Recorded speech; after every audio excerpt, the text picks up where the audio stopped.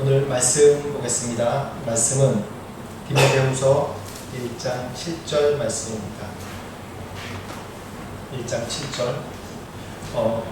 저희 교회는 앞에 이제 이 모니터가 있는데 성경 찾는 훈련을 하려고 이제 성경을 직접 찾도록 저희가 여기다가 이제 띄워놓지 않습니다. 그래서 디모데후서 1장 7절 말씀 같이 한 목소리로 읽겠습니다. 같이 읽겠습니다. 시작. 하나님이 우리에게 주신 것은 두려워하는 마음이 아니요 오직 능력과 사랑과 절제하는 마음이. 오늘 말씀 한 절입니다. 오늘의 말씀 제목은 사탄의 믿음입니다. 제목이 이상하죠? 사탄의 믿음. 사탄의 믿음.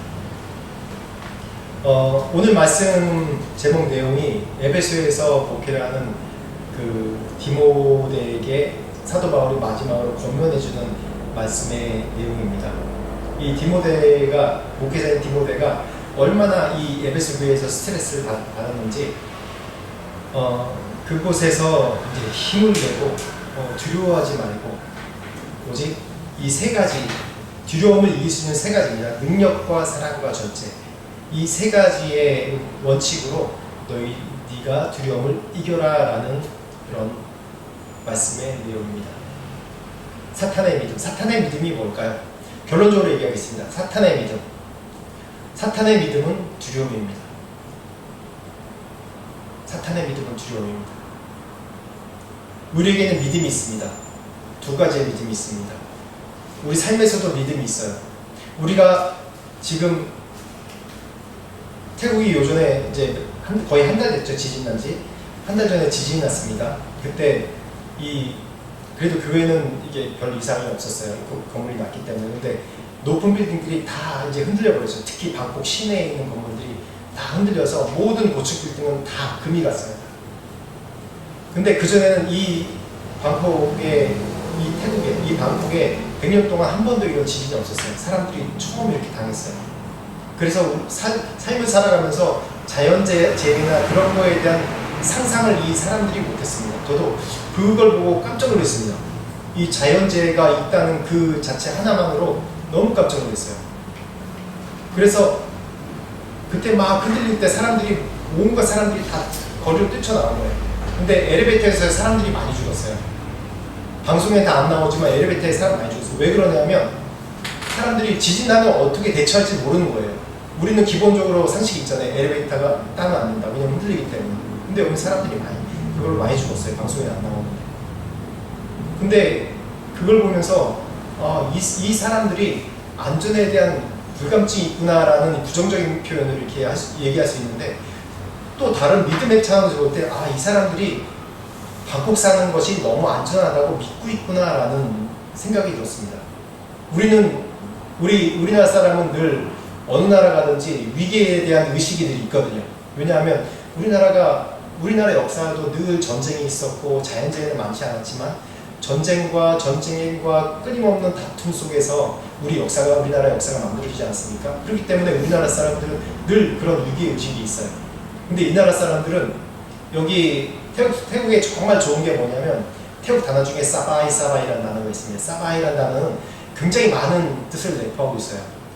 사바이, 릴렉스라는 뜻도 있고, 영어로는 또 평안이라는 뜻도 있고, 안정이라는 뜻도 있고, 여러 가지 있는데, 사바이라는 단어를 여기 살면 그게 몸소 좀 느끼게 돼요. 이 사람들은 평안하구나. 평안한 걸 좋아하고, 실제로 사람들이 평안해요. 굉장히 평화롭고. 그래서 이 나라의 축복이 뭐냐면, 이 나라는 근 300년 동안 전쟁도 없었던 나라이기 때문에, 물론 2차 세계대전을 지나가면서 약간 분쟁이 있었지만 이 나라는 점령이 당한 나라가 아니에요. 그래서 이 나라가 어떤 역할을 했냐면, 많은 환란이 있는 사람들이 와서 피난처가 되는 나라였어요. 실제로 이제 1900년도 초에 이제 중국이 공산화될 때, 그런 문화혁명이 있을 때 많은 중국 사람들이 이곳에 피난 왔어요. 그리고 선교사들이 이곳을 교도보로 해서 중국에 선교를 하려고 1900년 초에 이곳이 그런 나라예요. 뿐만 아닙니다. 근데 요즘 들어와서 이 태국에 이 많은 중국 사람들이 넘어오는데 지금 너무 많이 넘어와요. 한 3, 4년 동안 너무 많은 중국 사람들이 넘어와요. 그런 이유가 중국의 그런 그 시진핑 정권이 안정되지 않기 때문에 이곳에 많이 넘어와요. 근데 이곳이 그렇게 피난처가 되는 나라예요. 그렇기 때문에 이 사람들의 믿음은 뭐냐면 우리나라엔 자연재해가 없다. 우리나라엔 사고가 없다. 물론 그 나라에 여러 가지 일들이 있지만 우리나라는 평안하다라는 믿음이 있어요. 이 사람들이. 그게 바로 믿음입니다. 믿음이 꼭 믿는 사람만, 예수 믿는 사람만 그 믿음을 정의하는 것이 아니라 믿음이란 말을 정의할 때는 내가 살면서 내가 생각지 않은 것들, 당연히 주어지는 것에 대한 그런 믿음이에요. 믿음. 근데 사단의 믿음은 무엇입니까? 사단의 믿음은 두려움을 주는 겁니다. 두려움을 주는 거예요. 사단의 믿음.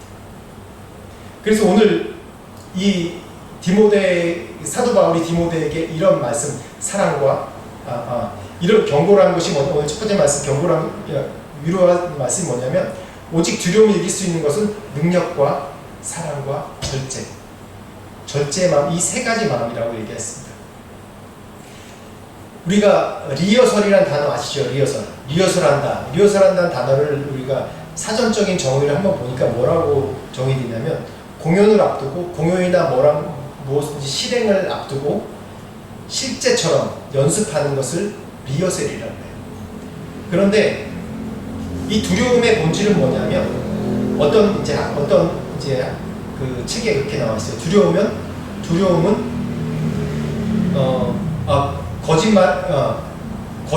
두려움은 거짓말의 리허설이라고 얘기해요. 이 거짓을 증거하는 것에 거짓말은 두려움의 리허설이라고 해요. 우리는 늘 보면 실제로 일어나지 않을 것에 대한 늘 걱정이 있어요. 염려가 있어요. 거짓이거든요. 실체가 아니거든요. 근데 늘 우리 마음 가운데 사단이 어떤 믿음을 주냐면 이런 일이 일어날 거야.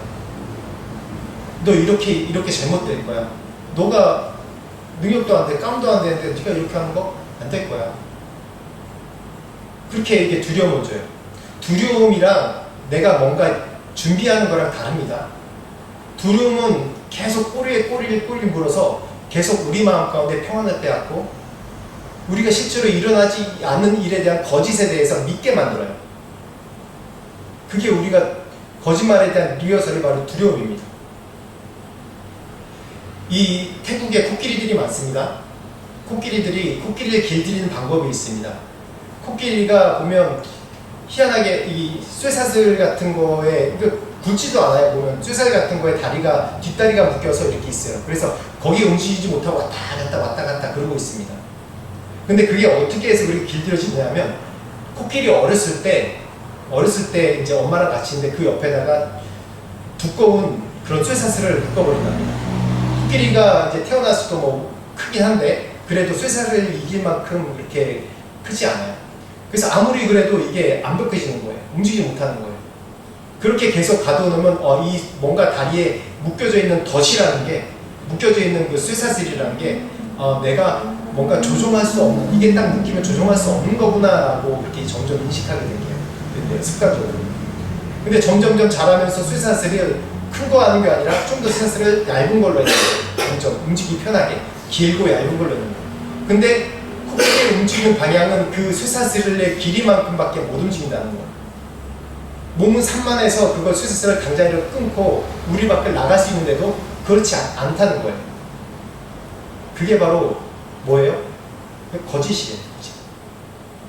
코끼리는 분명히 쇠사슬을 끊고 나갈 수 있는데 나가지 않고 그 안에 머물러 있는 건 뭡니까? 그 거짓이에요. 내가 이 이상 이걸 넘어서지 못한다라고 인식하게 만드는 거예요. 사단이 우리에게 주는 것이 바로 이런 두려움이에요.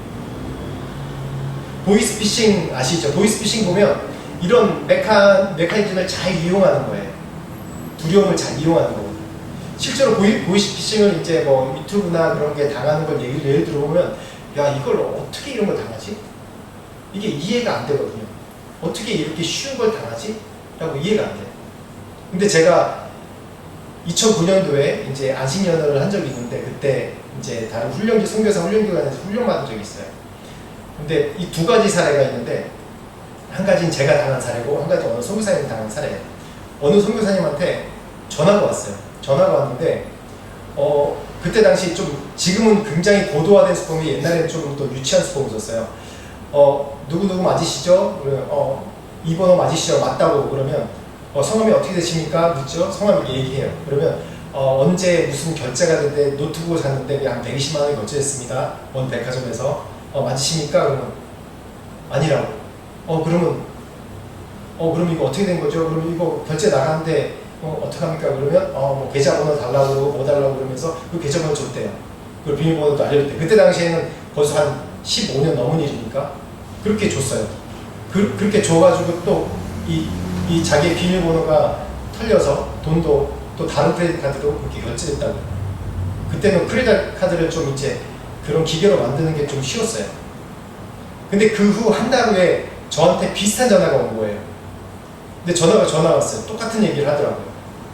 근데 제가 실제로 당해보니까 어떡하지? 마음에 조마조마 가슴이 두근두근 거리는 거예요. 그럼 어떡하지? 잠깐 기다려보세요. 좀 이따가 이제 검사실에서 연락 갈 겁니다. 그렇게 연락 오더라고요. 전 지금 생각해보면 그런 일도 뭐 검사가 전화하지? 근데 그때는 정말 좀 심각했어요. 전화가 온 거예요. 검사한테. 무슨 직업 누구 검사입니다. 그러면서 목소리도 정말 무슨 수사하는 영화에 나오는 수사하는 사람 목소리 같아요. 그러면서 언제 무슨 결제한 일이 있죠? 이거 사기범으로 좀 뭔가 이제 걸려 있습니다. 그러면서 얘기를 하더라고요. 그래서 어떻게 하죠? 그러면 통장 혹시 농협 통장 있으세요? 농협 통장 있습니다. 그랬죠. 국민은행 통장 있어요? 있습니다. 그랬죠. 그러니까 그러면 거기 이제 이걸 돈을 좀 메꿔야 되는데 먼저 메꾸고 돌려줘야 되는데 돈 얼마 정도 있습니까? 근데 제가 선교사가 돈이 없거든요. 사실 돈이 없어요. 그래서 농협에 그때 딱 10만 원 있었어요. 농협에 10만 원 정도 있어요. 직업이 뭔데요? 그러니까 선교사라고. 그러면 국민은행에 얼마 있습니까? 국민은행도 딱 5만 원 있었어요. 국민은행에 5만 원 있습니다. 그러니까 그래요? 그럼 또 이제 은행에서 전화를 할 겁니다. 그리고 딱 끊고 전화를 안 하더라고요. 뺏어먹을 게 없다는 거지. 근데 그때 당시 제 마음이 정말 두려웠어요. 이게 제가 100만 원도 없는데 이걸 어떻게 메꿔놓나. 막 두려움 때문에 이거 갈팡질을 어떻게 못하겠는 거예요. 진짜 계좌번호도 달라고 그러면 계좌번호랑 비밀번호 다 줄 그런 마음 자세였어요. 제가. 그렇게 지난 다음에 전화가 안 오는 거고 어떤 선생님이 얘기하는데 그거 보이스피싱이라고 그러더라고요. 나중에 생각해보니까 보이스피싱인 걸 제가 알았어요. 이게 어떤 메커니즘을 이용한 거예요? 돈 없는 두려움. 돈을 빼앗길 것 같은 두려움. 두려움을 사용한 그런 메커니즘이었어요. 그때 이렇게 해서 사람이 당하는구나. 이렇게 해서 사람이 당하는구나. 사단이 주는 게 바로 이런 두려움입니다. 실제로 일어나지도 않은 일을 일어날 것 같은 그런 믿음을 주는 거예요. 그게 우리의 염려죠. 우리의 두려움. 히브리서 11장 1절, 2절, 3절 말씀 한번 봅시다. 히브리서 11장 1절, 2절, 3절 말씀 한번 같이 찾아보시겠어요? 우리가 다 아는 말씀입니다.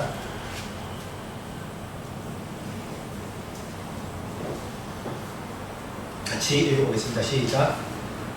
믿음은 바라는 것들의 실상이요 보이지 않는 것들의 증거니 천진들이 이로써 증거를 얻었느니라.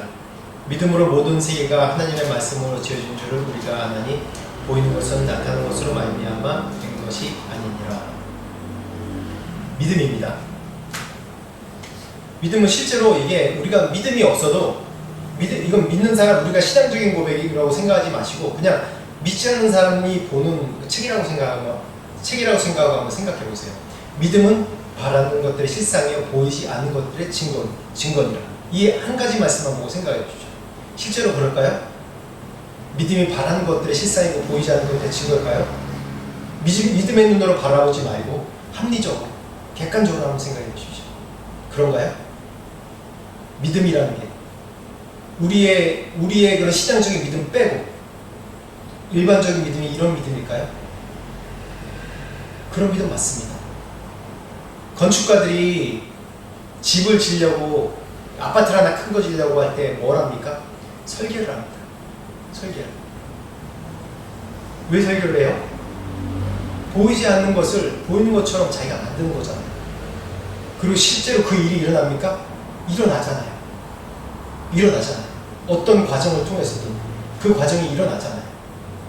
뭔가 준비가 되고 뭔가 근거가 있으니까 이 건축가가 그거 설계하고 그걸 이루어주시잖아요. 실제로 지어져요. 사업가들이 사업을 할 때, 투자가들이 투자를 할 때, 자기 재산을 다 들여 투자할 때 왜 투자하는 것이죠? 앞으로 될 일에 대해서 어떨지 모르는데 그것을 될 줄로 바라보고 믿고 투자하는 거죠. 투자해서 잘 되면 어떻게 됩니까? 엄청난 많은 수익을 얻는 게 그게 사업 아닙니까? 맞죠? 당연하다 생각하지 마세요. 믿음입니다. 이건. 농부가 씨를 뿌립니다. 뭘 바라보고 씨를 뿌리죠? 추수할 것을 바라보고 씨를 뿌립니다. 진짜 추수가 되나요? 이게 우리가 자연적으로 주어지는 거기 때문에, 자연적으로 이루어지는 거기 때문에 이게 당연하다고 생각해요. 근데 당연한 거 아니에요. 이거 믿음 딱, 우리의 신앙적인 믿음 딱 빼고 이게 바로 믿음의 정입니다. 믿음. 우리가 버스를 타고 또 우리가 이곳에 여행하고 비행기 타고 그러면서 어떤 믿음이 있어요? 안전하게 내 그곳에 도착할 믿음이 있기 때문에 하는 거예요. 사단은 이런 반대로 이런 두려움, 이런 믿음, 우리에게 주신 선한 이런 믿음, 보이지 않는 것을 보는 것처럼 여기고 바라고 믿는 믿음을 사용해서 우리에게 두려움을 주는 거예요. 걱정하게 하고 염려하게 하고 그 거짓을 믿게 만드는 게 바로 이 두려움입니다. 그 심하면 우리 가운데 그런 강박증이 일어나요. 이게 될까 안 될까? 발을 동동동동 구르면서 제가 이 보이스피싱한테 사기 당할 때 그 마음이 이게 간절하고 정말 손에 땀이 나고 막 등골이 오싹하고 그런 심정. 하나님을 우리가 믿는 것은 믿음이지만 사단을 믿는 것은 바로 두려움입니다. 제가 그렇게 정의하고 싶습니다. 이사야 43장 1절 2절 말씀 한번 찾아볼까요? 이사야서 43장 1절 2절 말씀. 이사야서 43장 1절 2절 말씀입니다.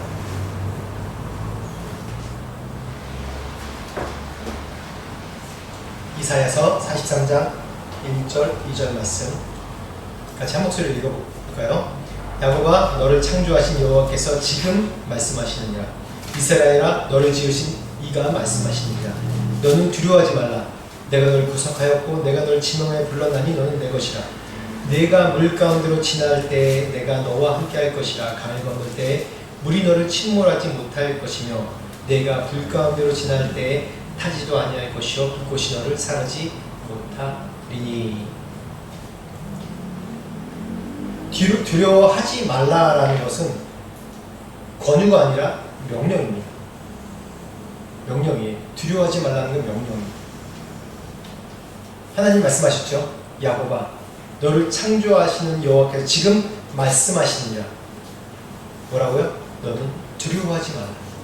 두려워하지 않는 것 선택사항이 아니라 명령이에요.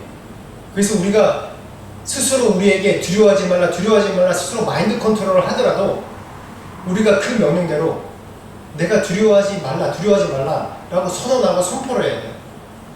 자꾸 내 속에 일어나지도 않을 것에 대해서 자꾸 염려하고 생각하면 그것이 사단에 대한 믿음이 되는 거예요.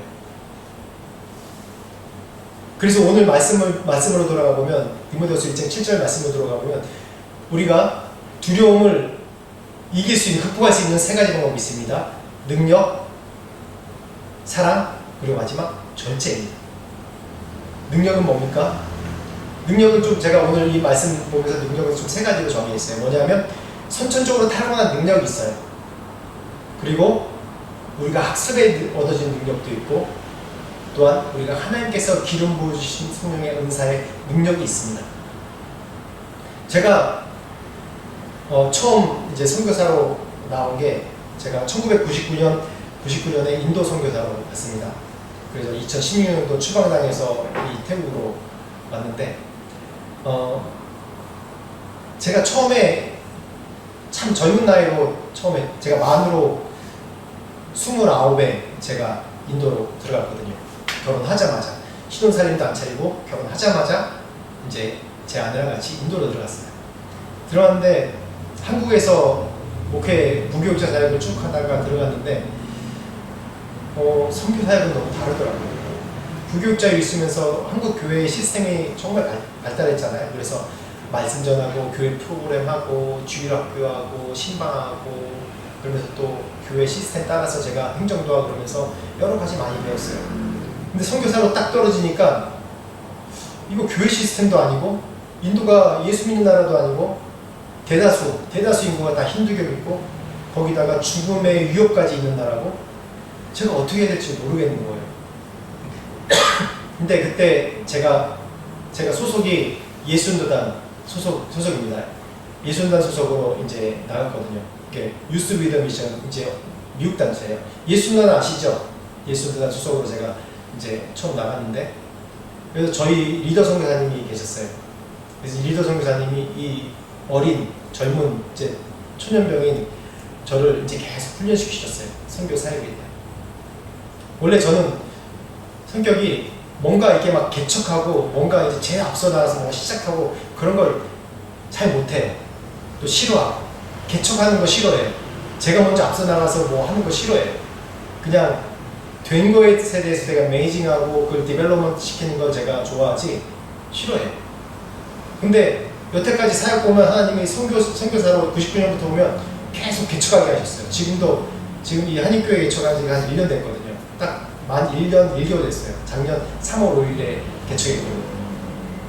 근데 왜 나는 이렇게 해보지도 못한 개척을 시키는지 어떻게 할지도 모르는데 근데 제가 선교사로 처음 나와서 아무것도 하지 못했는데 사실 선교 사역을 하는 게 어떻게 보면 좀 NGO 일이랑 또 겹치는 일도 있어요. 왜냐면 개발되지 않은 곳에 가난한 곳에 가서 먼저 가서 그들에게 잘 살게 도와주면서 복음을 계속 전하는 거예요. 그것뿐만 아니라 한국과 연결해서 네트워크를 해야죠. 선교사가 무슨 의미 있어요? 한국 교회와 한국 인적 자원을 통해서 또 펀드라이징을 해야죠. 그러면서 선교 사역을 계속 프로젝트를 만들어 사역을 해야 돼요. 할 줄 모르는 거야. 해본 적도 없고. 근데 어떻게 될지 모르고. 그래서 제 리더 선교사님 밑에서 한 6년 동안 계속 배웠어요. 배우면서 학습이 되는 거예요. 그러면서 내가 내 스스로 개척해서 또 계속 그 일을 한 10년 동안 계속 시도해봤어요. 그러다 보니까 선교의 전문가가 되는 거예요. 어느 순간에. 이게 학습된 능력이죠. 능력이 있으면 내가 뭔 일을 하는 데 대해서 두려움이 없어요. 왜? 내가 알고 있고 가진 것이니까. 선천적으로 어떤 사람은 또 뭐 운동을 잘하는 사람이 있고 노래를 잘 부르는 사람이 있고 선천적으로 뭔가 막 도전해서 뭐 장사도 잘하는 사람이 있고 선천적으로 어떤 사람은 이 손기술이 좋아서 어렸을 때부터 뭘 막 만들고 막 그러기 때문에 다른 직업을 구할 때 뭔가 엔지니어나 뭐 건축가나 그런 거 배우는 게 어렵지 않게 배워서 잘하는 사람도 있어요. 근데 그런 사람은 그런 일을 하는데 두려움이 없어요. 근데 저처럼 나중에 학습돼서 능력이 생긴 사람들이 있거든요. 근데 여기서 덧붙여서 더 중요한 게 뭐냐면 다윗과 골리앗 여러분 아시죠? 다윗과 골리앗. 다윗이 골리앗을 물리칩니다. 정말 이 성경 히스토리 중에서 정말 이렇게 다이나믹하고 이 뭔가 이 성취감을 느끼는 이 스토리가 없는 것 같아요. 다윗의 골리앗 싸움. 다윗이 뭘로 골리앗을 죽였죠? 물맷돌로 딱 쳐서 한 방에 딱 박혀서 죽었죠. 저 2m 70, 1000m 가까이 되는 그런 거의 그것도 뭐 갑옷도 한 뭐 60kg 가까이 되는 갑옷을 입는 얼마나 힘이 세요. 괴물이죠, 괴물. 창과 칼로 해서 이길 사람이 아무도 없는 거예요. 근데 이 조그만 물맷돌 하나 딱 던져 죽였다. 성경은 굉장히 히스토리하게 정말 다이너마이트하게 이게 나와 있어요. 근데 이걸로 좀 제가 약간 이렇게 설명하면 은혜가 떨어질 수도 있어요. 근데 이거 실제 사실입니다. 당시 이 사사기 마지막 부분에 보면 어떤 얘기가 나오냐면 베냐민 지파에서 700명의 왼손잡이 물맷돌 사수가 있다고 했어요. 물맷돌이 우리가 얘기하는 그냥 이런 조그만 거 돌리고 이렇게 한 게 아니라 이게 가죽끈으로 길게 해서 막 이렇게 해서 팍 던지면 이게 정말 사람 뭐 뼈도 부러뜨릴 수 있는 그런 센 물맷돌이거든요. 요만한 게 아니에요. 그냥 이렇게 길게 가죽이 돼 있으면 여기서 확 돌려서 던지는 거예요. 700명의 왼손잡이 물맷돌 사수가 있다고 해요. 근데 그 물맷돌의 정확성이 어느 정도냐면 한 100m 정도 떨어진 그런 돌도 확 쳐서 이게 돌려서 맞출 수 있다는 거예요. 즉 얘기는 지금은 뭐 활로 쏘고 막 그러지만 그때는 물맷돌로 고대 전쟁은 물맷돌로 치기도 하고 활도 쏘기도 하고 그랬다는 거예요. 그 뜻은 얼마나 수천 수만 번을 연습하는 거예요. 수천 수만, 왼손으로 수천 수만 번을 연습해서 적군과 대적할 정도로 그렇게 군사가 됐다는 거예요. 즉 이 얘기를 다시 얘기하면 다윗을 얘기해 봅시다. 다윗이 물맷돌을 할 수 없는 능력인데 그걸 골리앗을 쳐서 맞췄을까요? 아니에요. 원래 할 수 있는 능력이 있었어요. 왜냐하면 다윗이 그랬잖아요. 사울이 네가 어떻게 싸워서 이길 수 있느냐 그랬을 때 어떻게 해요? 내가 이 사자와 싸울 수도 있고 이 맹수와 싸울 수도 이겨서 양을 지켰습니다 라고 얘기하면 내가 할 수 있습니다 라고 얘기하면서 갑옷을 줬을 때 불편하게 다 빼고 물맷돌 딱 잡아서 이제 골리앗과 맞서러 나가는 거죠. 근데 다시 얘기하면 그때 당시 다윗만 물맷돌을 쓸 수 있었을까요? 아니에요. 이 군사들 중에서 수많은 사람들이 사사기 마지막 부분에 아직 나라가 건설되기 전에 사울 초대왕 되기 전에 마지막 사사 이 베냐민 집에 700명의 물맷돌을 하는 궁수들이 있었어요. 그럴 정도면 다윗보다 훨씬 물맷돌을 잘 다루는 사람이 있을 거란 말이에요. 있다는 말입니다. 이 군사들 중에. 그런데 한 명도 골리앗의 위협 앞에 자신이 학습한 그런 능력을 쌓아볼 그런 도전도 안 했다는 거예요. 왜요? 두려움 때문에. 두려움 때문에. 능력은 있지만 두려움 때문에 못 나가요. 두려움 때문에. 사람들이 다 얘기하죠. 물맷돌로 딱 했으면 나도 나갈 거야. 물을 딱 죽였는데 야 물맷돌이면 나도 나갈 거야. 그런 사람이 아마 700명 이상 됐을 거예요. 왜냐하면 베냐민 집회 마지막 이 물맷돌 왼손으로 이 물맷돌 잘 쓰는 사수가 700명이니까 한 1000명 넘을 거예요. 야 내가 할 거야. 그런 생각도 결론적으로 그런 생각도 할 수 있었을 거예요. 제가 왜 이 말씀을 드리냐면 능력. 오늘 두려움을 이길 수 있는 방법이 능력이라고 첫 번째 능력이라고 했어요. 우리 다 능력이 있습니다. 다 능력이 있어요. 어빌리티가 있습니다. 근데 이상하게 죄송해요. 한국 사회는 보면 자기 자신 능력이 정말 사용될 수 있는 능력으로 생각을 안 하는 것 같아요. 한국에 가면 서로 비교하잖아요. 계속. 한국 문화가 서로 비교하고 나는 이거밖에 안 돼. 나는 명문대를 못 나왔어. 나는 경력이 이거밖에 안 돼. 경험이 이거밖에 안 돼. 자꾸 사람들과 비교해서 자기를 낮춰요.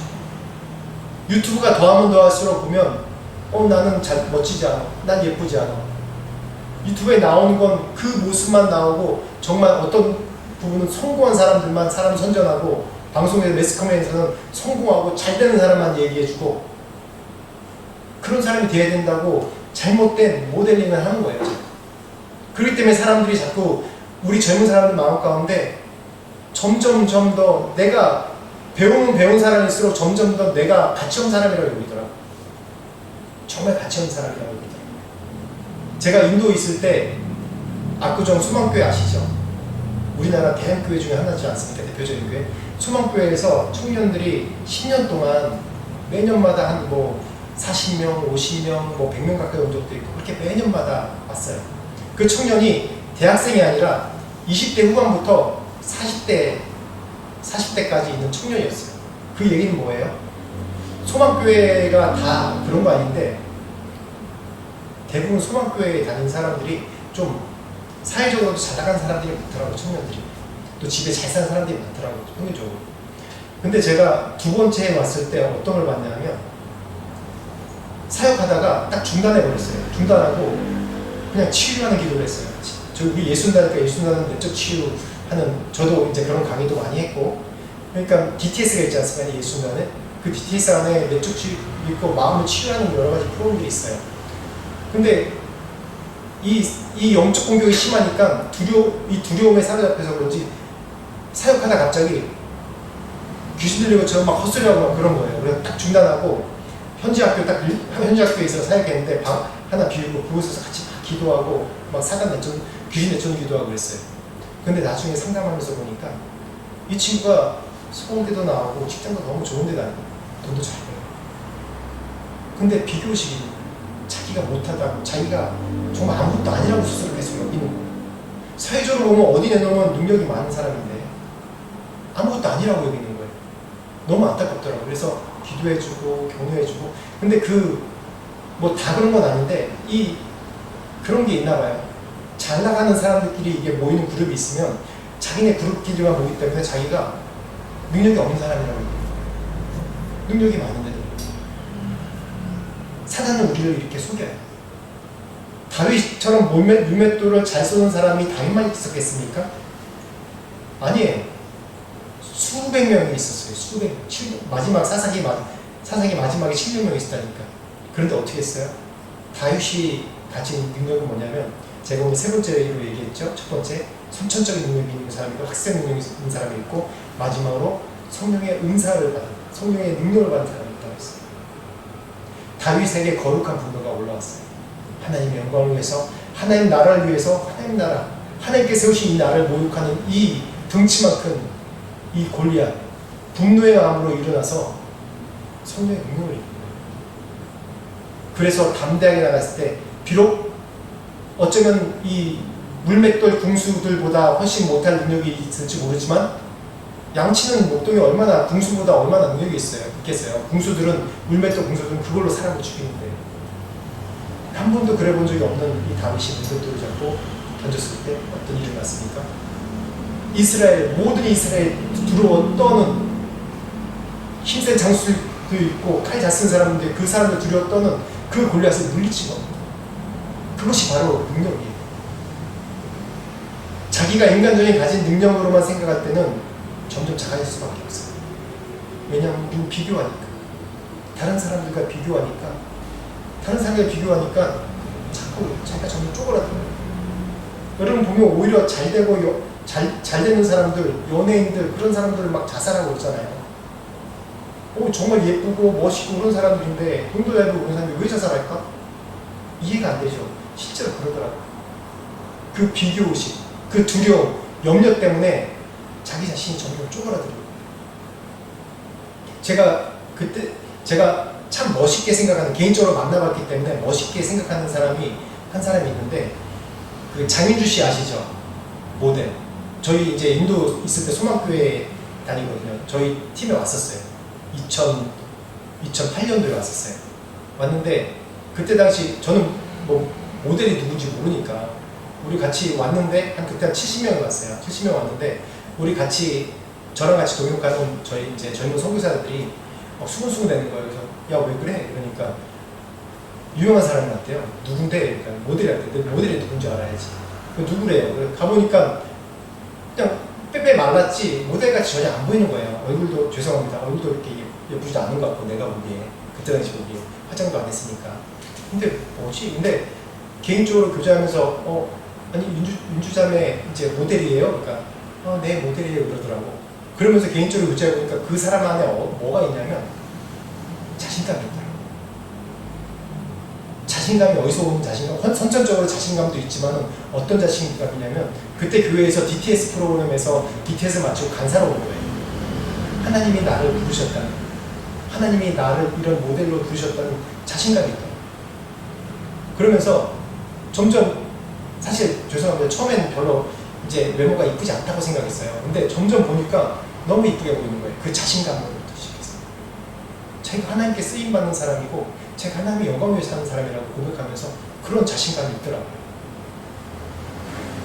능력이 그겁니다. 능력이 내가 원래 잘해서 잘 준비돼서 한 능력이 아니라, 내게 능력이 조금 있어도 이걸 하나님을 위해서 사용하고 하나님 나라를 위해서 사용할 때 그때 빛나는 거예요. 다윗처럼 빛나는 거예요. 그게 바로 두려움을 쫓는 능력입니다. 능력. 디모데에게 말한 이 바울이 짧은 단어로 능력과 사랑과 절제라고 하는데, 그게 바로 그 능력이에요. 두 번째, 사랑을 볼까요? 사랑은 보면 능력이 은사라고 그러면, 사랑은 뭐냐면 성품입니다. 다시 말하면 능력이 성령의 기름 부으심이라고 얘기하면, 사랑은 성령의 열매예요. 우리의 성품, 우리의 열매입니다. 우리에겐 늘 사람에게 사랑받고 싶어하는 욕구가 있습니다. 사람에게 인정받으려는 욕구가 있습니다. 그렇기 때문에 내 능력을 뽐내려고 그러고 자랑하려고 그러고 사람들이 알리려고 그러고. 왜? 내가 유명해지면 사람에게 사랑받고 인정받으니까. 근데 희한하게 그런 갈망이 점점 커갈수록 뭐가 같이 커가냐면 내 안에 있는 두려움이 점점 커져요. 연예인들이 자살하는 게 그런 이유더라고요. 내가 사람들에게 인정받지 못할까? 내가 사람들에게 그저같이 사랑받지 못할까? 늘 그런 두려움이 있더라고요. 이 갈망의 문제는, 이 갈망은 하나님께 맡겨드려야 돼요.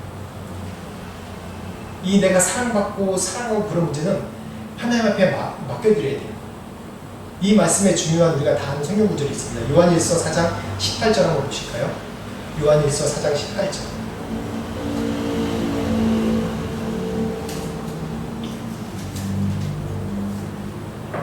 요한일서 4장 18절 같이 한 목소리로 다 찾으셨어요? 같이 읽어보겠습니다. 시작. 사랑 안에 두려움이 없고 온전한 사랑이 두려움을 내쫓나니 두려움에는 형벌이 있으니라. 두려워하는 자는 사랑 안에서 온전히 이루지 않느니라. 아멘. 사랑 안에 두려움이 없다고 그래요. 그리고 온전한 사랑이 두려움을 내쫓나니 그렇게 얘기합니다. 이 사랑이 뭡니까? 이 사랑은 성경에서 원어에서 아가페 사랑이라고 표현하고 있어요. 우리 인간적인 사랑이 아니고 우리가 남녀간 사랑이 아니고 정확하게 아가페 사랑을 이야기하고 있습니다. 이 사랑은 무슨 사랑입니까? 예수 그리스도가 우리를 위해 십자가 못 박에 돌아가신 그 사랑입니다. 헌신적이고 희생적인 사랑입니다. 이 세상에서 이런 사랑의 모델링이 되는 게 뭐냐면 부모의 사랑입니다.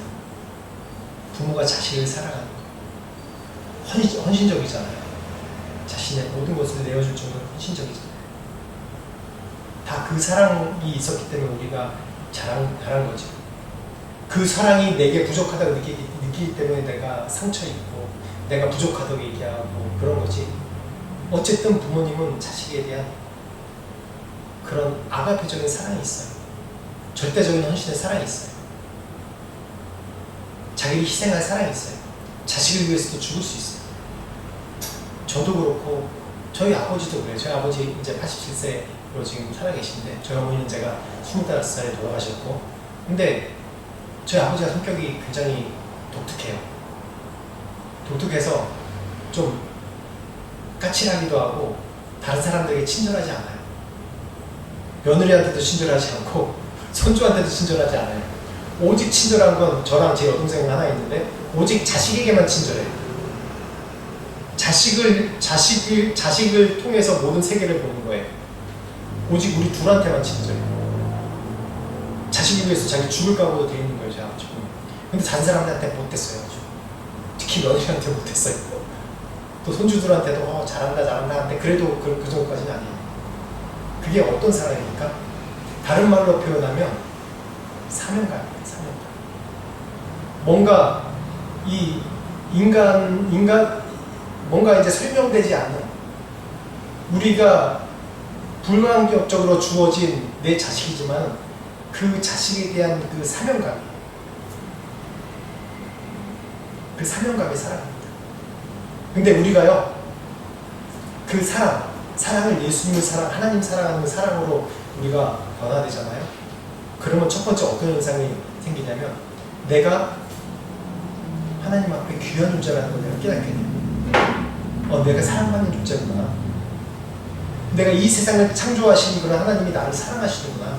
그러면서 내 스스로가 귀한 존재, 사랑받을 존재, 스스로 사랑하게 되는 거예요. 그렇게 되면 어떤 현상이 일어나요? 이 세상 아무것도 두렵지 않아요. 여러분, 성령 체험한 경험이 있으십니까? 예수님 만난 경험이 있으십니까? 예수님 딱 만났을 때 이건 우리 기독교적으로 종교라고 그렇지만 우리 예수 믿는 사람들이 이게 뭔가 어떤 종교가 아니라 이 체험의 신앙이에요. 체험 없으면, 예수님 만난 체험 없으면 성경이 이해가 되지 않아요. 그냥 도덕률로만 따를 수밖에 없어요. 우리의 한계인. 근데 예수님을 만나면 어떤 일이 나옵니까? 모든 것이 사랑스럽게 보이죠. 나를 미워한 사람도 내가 용서해 주지. 사랑하게 됩니다. 내가 성령 충만할 때 내게 모든 있는 문제들이 아무 문제처럼 여겨지지 않아. 이게 사랑의 능력입니다. 사랑. 그래서 내가 예수 그리스도의 사랑으로 늘 충만하게 돼 있어야 되는 거예요. 계속해서. 이 두려움의 이 두 사람, 오늘 말씀 사울과 또 다윗인데, 사울은 이 두려움이 외형적으로 표현된 사람이에요. 사울은 자기 자신을 사랑하지 못한 사람이었어요. 왕으로 선택받았어요. 근데 베냐민 지파는 제일 작은 지파기도 하고, 또 그때 당시에 이 전전 선조들 가운데 이 아픔이 있는 아픔이 있는 지파예요. 그래서 베냐민 지파, 그럼 제일 작은 지파, 소외된 지파였어요. 그런 지파에서 사울을 선택하셨어요, 하나님. 근데 사울이 정말 겸손하게 하나님을 만날 기회가 계속 주셨는데도 불구하고, 사울은 하나님께 인정받기보다 계속해서 사람들의 인정을 구하고 사람들의 인기를 계속 구했어요. 그러면서 어떤 성향으로 바뀌었어요? 점점 공격적인 성향으로 바뀌어요. 사무엘조차도 죽이려고 하는, 사무엘조차도 왕에게, 사무엘이 사울을 기름 부어 세웠지만, 사무엘조차도 사울이 누군가도 자기의 뜻을 거역하면 죽일 수 있는 사람인지 알기 때문에 피해 있었어요. 그 성향이 어떻게 나타나요? 공격적으로 나타나요. 이 두려움이 어떤 사람들. 근데 다윗은 그 두려움이 어떤 성향으로 나왔습니까? 자기 자신을 사랑하는 게 나왔어요. 오히려 다윗도 이 사울보다도 더 좀 낮은 그런 대우를 받지 못하는 그런 존재였어요. 사무엘이 그 집안에 이제 기름 부음 받을 자를 이제 찾으러 왔을 때 어디 있었습니까? 그 집안에 같이 있습니까? 아니에요. 막내고 가서 양치고 밖에 나가 있으라고 했어요. 그 가족에게 인정받지 못했다는 거예요. 왜냐면 아브라함, 이삭, 야곱, 그때 야곱이 가장 사랑했던 그런 아들 중에 하나가 요셉이잖아요. 요셉이 어떻게 했어요? 거의 막내인데도 불구하고 색동옷 입고 밖에 나가 있지 않았잖아요. 근데 지금 다윗 보세요. 형제들이 있는데도 밖에 나가서 양치기 하고 있었어요. 귀한 손님이 오는데, 사무엘 그러면 그 나라의 가장 유명한 사람인데 오는데도 불구하고 축복받아야죠. 자식들이 축복받아야죠. 근데 축복받을 기회에 축복받지 않고 그냥 너는 나가서 있고 형들이나 가서 어디 뱉자, 그렇게 하고 있었어요. 근데 어떻게 했어요? 다윗은 혼자 양을 치면서, 시편 보면 나와요. 혼자 양을 치면서 하나님을 만났고 하나님을 찬양했고, 그러면서 자신을 사랑했고 자신이 귀한 존재라고 여기고, 기름 부으심 받았을 때 하나님에 대한 거룩한 분노, 그래서 골리앗을 쳐 죽이고, 그런 자신에 있는 재능이 하나님께 성령께서 기름 부으시니까 극대화됐어요. 그것이 바로 사랑입니다. 마지막으로 절제입니다. 오늘 두려움을 이길 수 있는 방법, 능력, 사랑, 절제입니다. 이 절제가 갈라디아서 5장 22절에 보면, 오직 성령의 열매는 사랑, 희락, 화평, 오래 참음, 자비, 양선, 충성과 온유와 절제니, 그리고 절제 마지막에 나와 있어요. 절제, 자기 마음을 제어하는 것, 자기 마음을 절제하는 것. 이것이 어디에서 나올 수 있느냐? 이 성령의 열매들, 사랑, 희락, 화평, 오래 참음, 자비, 양선, 충성, 절제, 이런 것들이 우리의 인간의 캐릭터가 아닙니다. 우리에게 나올 수 있는 것이 아니에요. 어떻게 나오냐면 하나님으로부터 나오는 겁니다.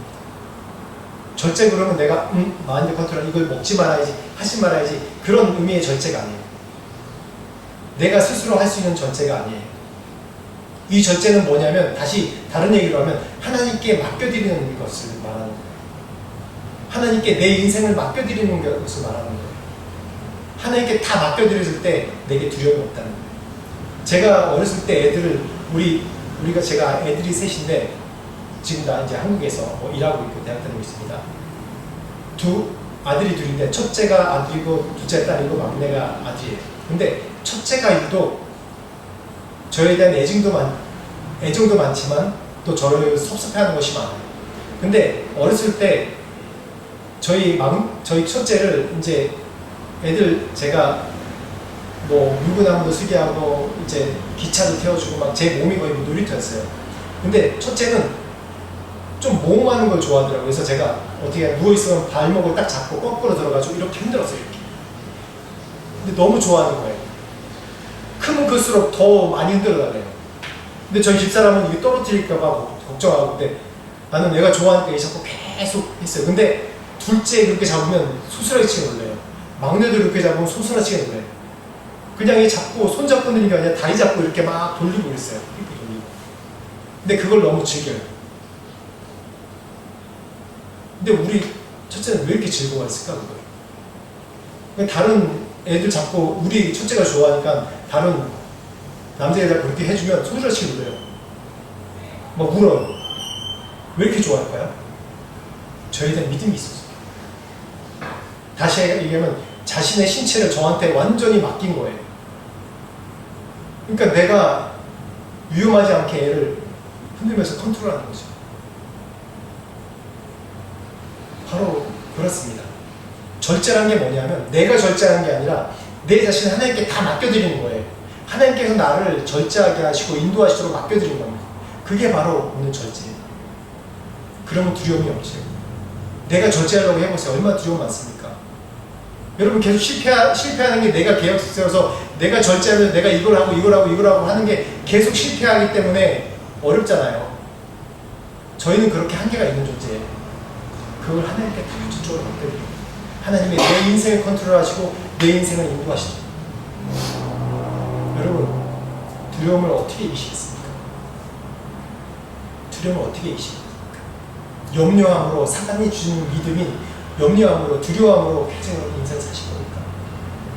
그러다가 우울증에 빠지고 공황장애에 빠지고 강박증에 빠지고 계속 그러는 거예요. 내 인생 하나님께 맡기십시오. 하나님께서 인도하시죠. 그리고 내게 주신 조그만 능력이 있다면 그것을 믿음으로 기도하면서 하나님께서 말씀한 믿음으로 사용하십시오. 단계한 내 이익이 아닌 하나님의 영광을 위해서. 그리고 그 사랑 안에 잠겨 계십시오. 성령 충만한 가운데 계십시오. 이런 것이 바로 내 두려움을 이 세상이 주는 두려움 가운데서 내가 승리하는 겁니다. 오늘 말씀 생각하시면서 우리가 깨달은 것이 있다면 같이 한 목소리 좀 기도하실까요? 같이 한 목소리 기도하겠습니다. 하나님 아버지 감사합니다. 하나님 오늘 말씀을 통해서 하나님 참 두려움에 대해서 어떻게 우리가 이기는지에 대해서 말씀 나눴습니다. 이 세상은 사단이 우리에게 늘 두려움을 주고 잘못된 아이들을 줘서 자꾸 우리가 침륜 가운데 빠지게 하고 절망 가운데 빠지게 합니다. 속입니다. 하나님 이 가운데 우리를 구하여 주시옵소서. 이 가운데서 우리를 구원하여 주시옵소서.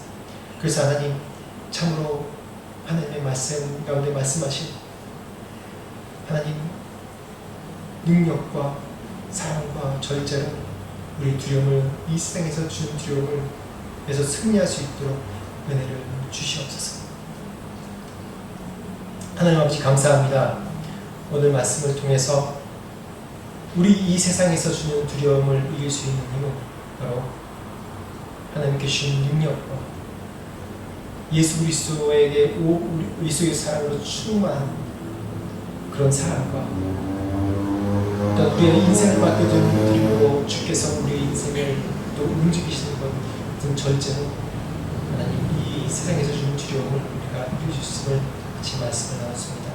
하나님 우리를 주님의 영광을 위해서 이 세상에서 승리하는 자로 이기는 자로 사용하여 주시옵소서. 그래서 주님의 영광을 우리의 삶을 통해서 나타낼 수 있는 우리가 모두가 될 수 있도록 축복하여 주시옵소서. 지금은 우리 주 예수 그리스도의 은혜와 하나님 아버지의 무한하신 사랑과 성령님의 감화감동 역사하시니 이 세상이 사단이 주는 그런 두려움 가운데 사랑과 능력과 절제로서 주님 앞에 우리 인생을 드리고 맡겨드리는 이러고 고백하는 모든 자들에게 지금부터 영원토록 함께 하시기를 간절히 축원하옵나이다.